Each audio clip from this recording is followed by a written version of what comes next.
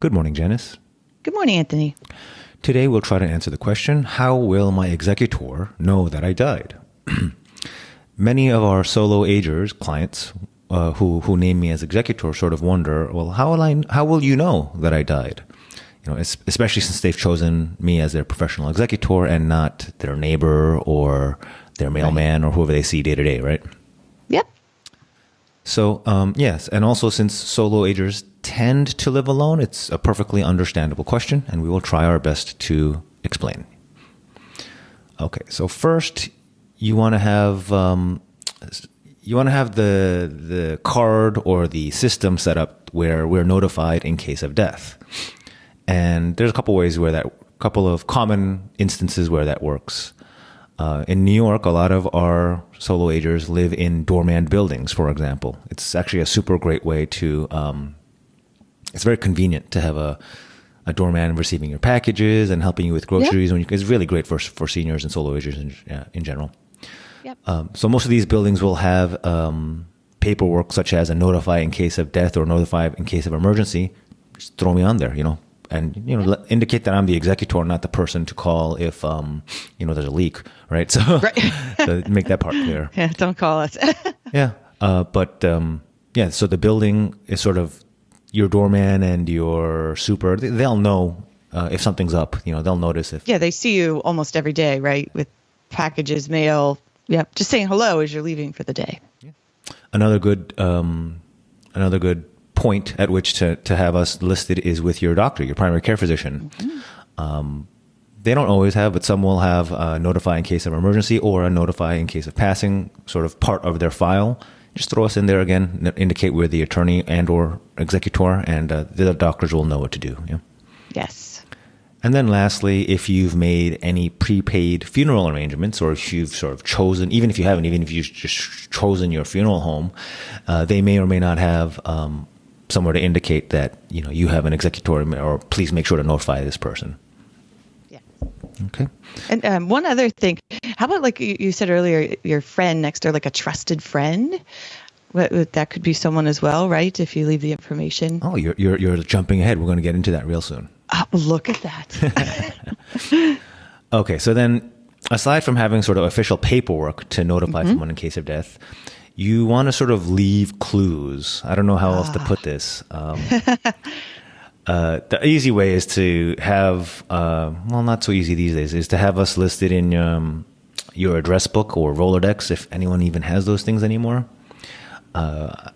You might, but realistically, I know most people have everything in their phones or in their, their email contacts book, which is harder than you think to access after passing, which we'll talk about in another episode.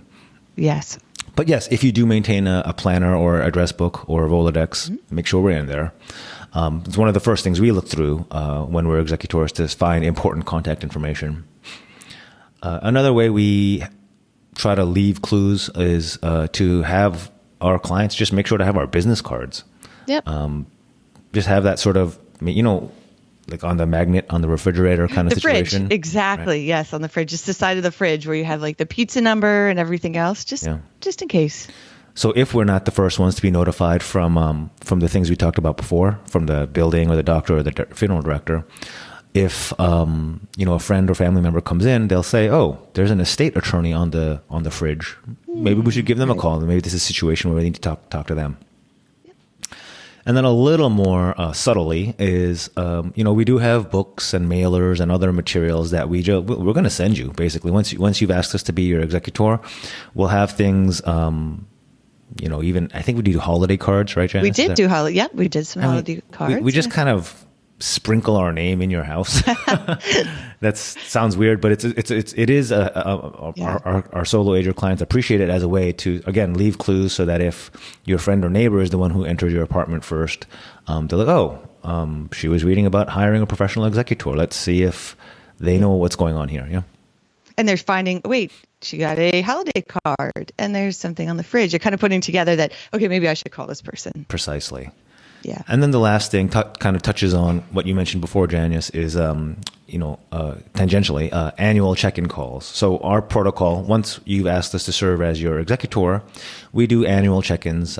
It could be email, but, at least every couple of years we do a phone call to check in on each other. And these calls we find will naturally result in casual mentions to your friends. So let's say you and I just, our solo ager client has our annual check-in call with me, and we chat, it's friendly and whatnot. And it almost naturally results in what did you do today or last week? Right. I had this great chat with my estate guy. You don't have to say that I've named your executor. Not everyone wants to reveal that. And we talked about this, that, or the other. I updated him on this. And now that friend knows kind of in the back of their mind, she has an estate person. So there's at least that trigger to look for me if anything were to happen. Does that make sense? It does, because now they've talked about it, and now when they're doing the clues, right, like you talked about, they're going to put it all together. One would hope that, okay. Right. It's a bit much to ask anyone to remember all the details of your life or somebody else's life. So if there's a few little prompts, it's more likely to stick into memory, if that makes sense. Yes. Also, another reason these annual check-in calls are helpful is, then I will have a sense of the trajectory of your health. That's not a great topic, but if there's generally a slowing down or a downward trend, I might know to check in a little more often, or just be aware that things are maybe not going in the right direction. It's not pleasant to talk about, but right? No, but you're going to get that sense. You also get the sense if they're doing fantastic and wonderful, but you're going to see maybe when they say, well, it's been a rough year, Anthony, since we talked last. And yeah. And then in the very worst case scenario, if we miss our annual check-in call, that'll be a trigger, and I'll check in on that. And so then in the very worst case scenario, if someone were to literally pass away the moment after we hung up from one, then in the very worst case scenario, I will figure it out by the following year's missed call. So again, a year is not great, but I'm just saying as a worst case scenario. The absolute last worst case. Yeah. Yep. So that's it. That's how any solo ager or anyone asking us to serve as their executor and wondering, well, how do you know when I pass away? These are, again, there's no perfect, science. There's no immediate central database that will let me know, but this is the real world. The real world is messy, and this is how it kind of works out. Yes. And so far we've had luck with some of these, with the clues and the business cards. So if you don't already have the book, there's a link most likely in the comments of Anthony's book, The Solo Ager Estate Plan, for your free e-copy. Perfect. All right. Thanks everyone for listening. Hope this was helpful. Thank you, Janice, as always, and we will talk soon next time. Bye now. Talk soon.